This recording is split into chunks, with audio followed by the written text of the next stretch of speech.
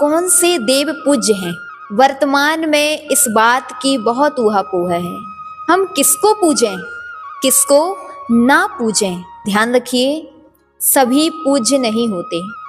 हमारे यहाँ 4 प्रकार के देव कहे गए हैं। आपने अब तक भवनवासी, व्यंतर, कल्पवासी, ज्योतिषी इन देवों के बारे में सुना होगा। इनसे भिन्न जो 4 प्रकार के देव हैं, आज स्मरण याद कर लीजिए इन 4 प्रकार के देवों को। पहले होते हैं देव, दूसरे होते हैं कुदेव, तीसरे अदेव और चौथे देवाधिदेव। कौन कौन से याद हो गया? देव, अदेव, कुदेव, देवाधिदेव। अब इन चारों में से हम किसकी पूजा कर सकते हैं, किनकी विनय कर सकते हैं और किनके लिए हमारे लिए छोड़ देना चाहिए? तो इस बारे में आज बहुत गहन विषय है, इसको समझना परम आवश्यक है।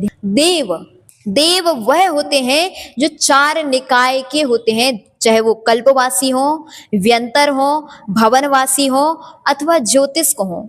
इन 4 प्रकार के देवों में कुछ सम्यक दृष्टि होते हैं, कुछ मिथ्या दृष्टि होते हैं। जो सम्यक दृष्टि हैं, रक्षक देव हैं, जैसे कि पद्मावती, धरणेन्द्र, 24 तीर्थंकरों के जितने भी यक्ष यक्षिणी हैं, क्षेत्रपाल आदि आदि, ये सभी जो देव हैं, ये सब देव हैं, यह सम्माननीय है। अतः इनका अपमान, इनकी अभिनय नहीं करना चाहिए। चूंकि यह साक्षात तीर्थंकर भगवान की भक्ति में तत्पर रहते हैं और सम्यक दृष्टि होने से यह चतुर्थ गुणस्थान वर्ती हैं, अतः हमारे लिए यह साधर्मी स्वरूप है। और यही कारण है कि इनके लिए हमें सम्मान अवश्य करना चाहिए। जब भी इनकी प्रतिमाएं नजर आए, इनकी प्रतिमाएं दिखें, तो जय जिनेंद्र अवश्य बोलना चाहिए। जैसे कि आप किसी सामान्य साधर्मी से व्यवहार करते हैं, वैसे ही इन सम्यक दृष्टि देवों का इस प्रकार से सम्मान करना चाहिए।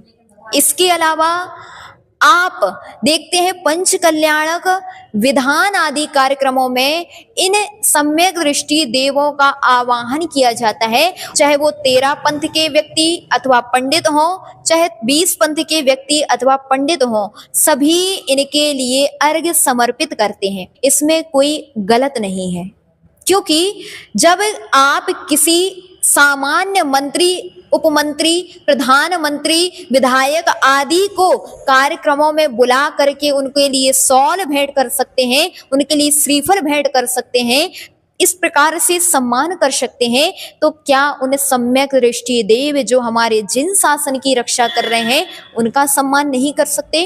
अतः उनके सम्मान स्वरूप उनके लिए पूजा नहीं की जाती है, उनके लिए अर्घ्य समर्पित किया जाता है। ये देव हमारे लिए सम्माननीय है। दूसरे होते हैं अदेव। अदेव क्या है? तो जिनमें देवत्व पना हो ही ना, वह है अदेव।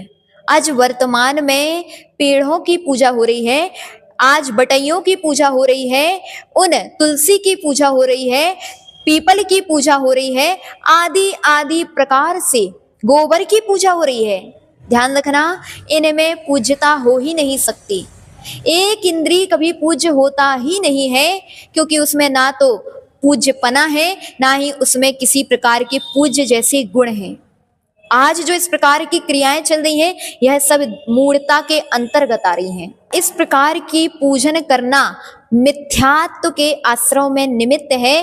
तीव्र मिथ्या दृष्टि ही इस प्रकार की पूजन आदि करते हैं, अतः यह सब अदेव हैं, यह पूज्य हो ही नहीं सकते। तीसरे होते हैं कुदेव। कुदेव का तात्पर्य है जो कि मिथ्या दृष्टि देव हैं, राग द्वेष से युक्त हैं, आरंभ परिग्रह से युक्त हैं, वस्त्र आभूषण से युक्त हैं, स्त्री आदि मोह निमित्तों से युक्त हैं। उस प्रकार के जितने भी देव हैं, वह सब कुदेव के अंतर्गत आते हैं। और ऐसे कुदेवों को पूजना, ध्यान रखना, वो सभी जो मिथ्यात्व से युक्त हैं, बलि आदि लेते हैं, जिनके अंदर अभी भी सम्यक तो आया ही नहीं है। ध्यान रखना, हमने पहले आपको बता दिया, एक देव सम्यक ऋषि होते हैं जो जिन शासन की रक्षा करते हैं, और एक देव मिथ्या ऋषि हैं जो जिन शासन की रक्षा में तत्पर नहीं होते, वह सब कुदेव के अंतर्गत आते हैं। और ऐसे देवों का सम्मान, यद्यपि हमारे लिए वह अनुकंपा के पात्र हो सकते हैं, लेकिन पूज्यता के पात्र हो ही नहीं सकते, और यही कारण है कि हमारे लिए यह हे माने गए हैं।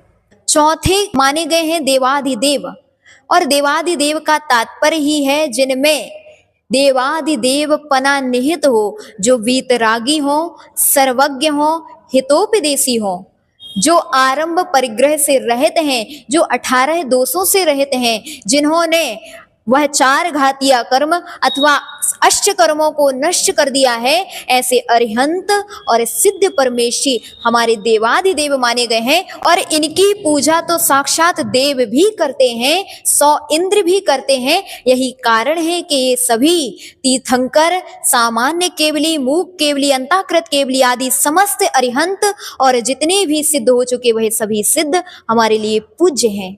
अतः इस बात का हमें ध्यान रखना है कि किनका हमें सम्मान करना है, किनकी हमें पूजा करना है, और किनके प्रति हमें मध्यस्थ रहना है, और किनको हमें एकदम त्याग कर देना है। इस बात का ध्यान रखते हुए हमें खुद विवेक लगाना है कि हम किसकी पूजा करें, किसके लिए छोड़ दें, किसके लिए सम्मान करें। यह सम्यक दृष्टि जीव सहज ही इस बातों को समझता है और विवेक लगा करके देवाधिदेव की आराधना करता है, देवों का सम्मान करता है, अदेव और कुदेव को हे समझते हुए वह छोड़ देता है।